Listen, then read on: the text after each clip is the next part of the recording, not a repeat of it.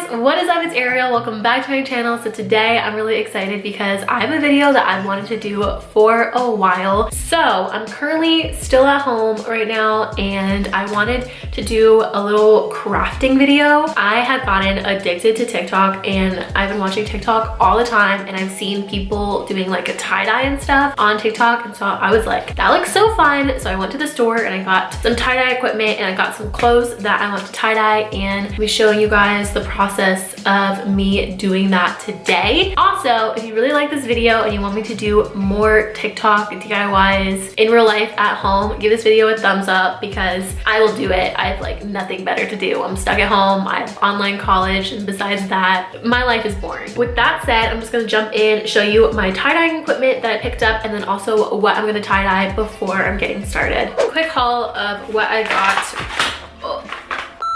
Everything's from Walmart and it was super affordable. So I got this set of blues. There are 3 blues. Actually, no, it's 2 blues and a red. I also got a yellow and I got a pink. Okay, so I'm gonna be doing a quick little show and tell of what I'm tie-dyeing. So I have 2 things from Forever 21. Number 1, I have this white hoodie. It's oversized and I'm really excited to tie-dye this. I've worn it with just like being a white hoodie for years, and I'm really accident prone, so I always spill stuff on my clothes, and like this has stains on it. So I kind of want to tie-dye it, cover up the stains, give it some new life, make it, you know, more exciting. I'm tie-dyeing this other shirt I have from Forever 21, and it's this waffle knit long sleeve. I love this shirt, but it is sheer. Like when I wear it, it's pretty thin. I don't even know if you can see that on camera, but like you can see like the outline of my hands, you can see like the blue from my fingernails. So I really want to add some color on this, kind of spruce it up, make it less sheer, make it more wearable. I think that would look really cute with a pair of sweats too when I'm done with it. Like the vision I have in my mind, it's cute. And then also when I was at Walmart, I picked up 2 t-shirts. These are both the same plain short sleeve t-shirts, except one is medium and one is small, because the one I want to be like a t-shirt, and then one, the larger one, the medium one, I want to cut it into a crop top, and I want my crop top to be, you know, baggy. I don't want it to be super tight, so I'm gonna use a medium for that. That's what I'm tie-dyeing. That's my tie-dye equipment that I'm using, and I'm excited to just get started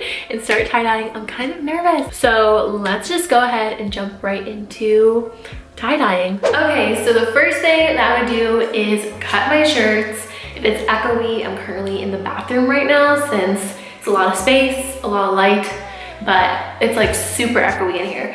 But basically, so I'm cropping these 2 shirts, the t-shirts I got from Walmart, and because I think they're cotton, because these are cotton shirts, it's pretty easy to just cut them. I've done this for game day shirts before, so this one is the small, and I'm not gonna like super crop it. I'm just gonna make it kind of like a fitted tee, but then the medium one, I am gonna crop it because I want it to be like a loose crop top. Also, if you're wondering what scissors I'm using, I have no idea. I found these in a drawer somewhere and hopefully they work, but we will see.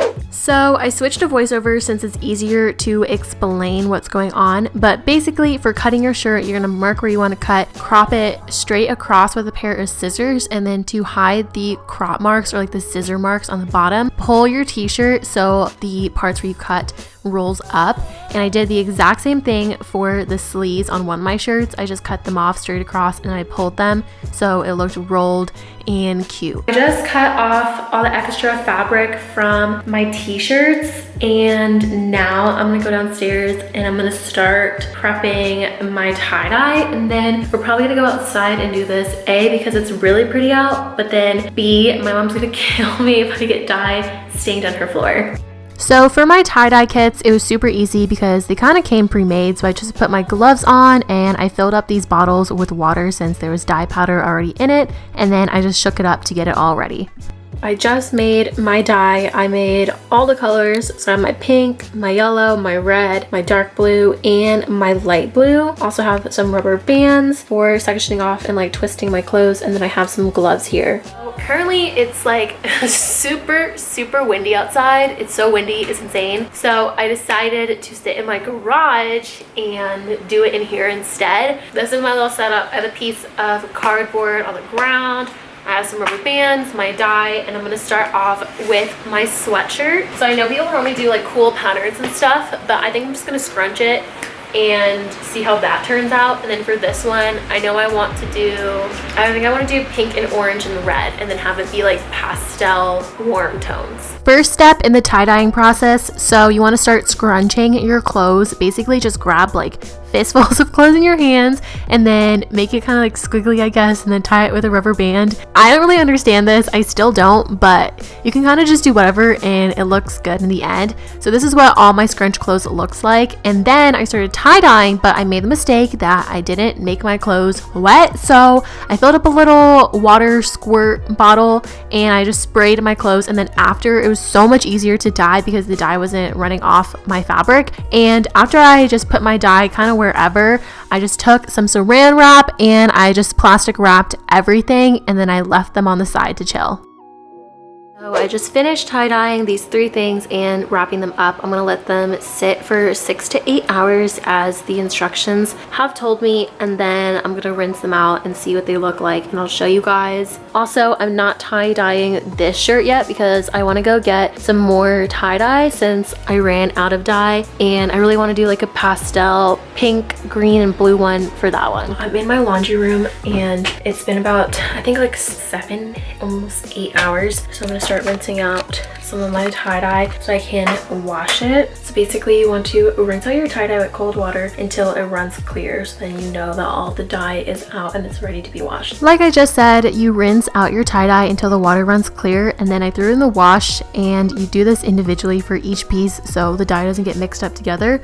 But I washed it on warm water, and then I forgot to show this, but then I dried each piece of clothes. Hi guys, so it's currently the next day and I rinsed out, dried, and washed my tie-dye, and I'm so excited to show you the final results. I think all of them turned out really cute except for one, but I'll still show you. So this is how that crop shirt from Forever 21 turned out. I didn't show myself dyeing this in the video because originally I thought I wasn't going to, but then I just decided to do like a pink color, light pink.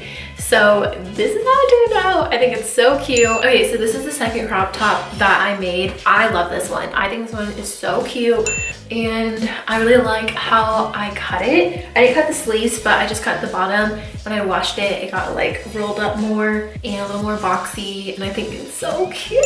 This is the next one that I made. This is the t-shirt, and it's the one where I cut the hem and the sleeves. I'm gonna be honest, I don't really vibe with this one as much. I feel like I look like Sully from Monsters, Inc.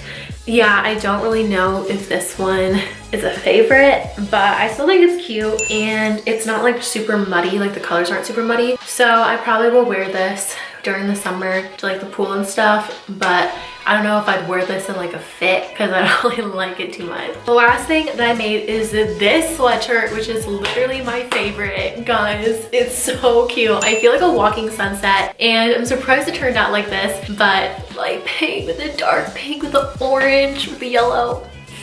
So cute. This is what it looks like. I am obsessed. I didn't crop it. It's still as big as when I first tie-dyed it, and I don't know if I'm gonna crop it. Probably not. I kind of like it like this. Like I like it like being all baggy and oversized and stuff. Okay, so that was everything that I ended up tie-dyeing. Everything was so freaking cute. It was so easy, and also it was really inexpensive because I like tie-dyed stuff I already had, and the stuff that I bought for like tie-dyeing were like $2.50 at Walmart, so it's super cheap. But I hope you guys enjoyed this video. That was everything that I tie-dyed. It all turned out so cute. Like, I was surprised, okay? I'm not gonna lie, I had low expectations for myself going into this, but I think everything turned out really, really cute, and I'm so excited to wear it. So I'm also gonna be doing another tie-dyeing video, so make sure to give this video a thumbs up and subscribe down below so you don't miss it. I'm gonna be doing like pastel tie-dyeing next. Not as vibrant, but still cute, you know? So I will see you guys next time with a new vid. Bye.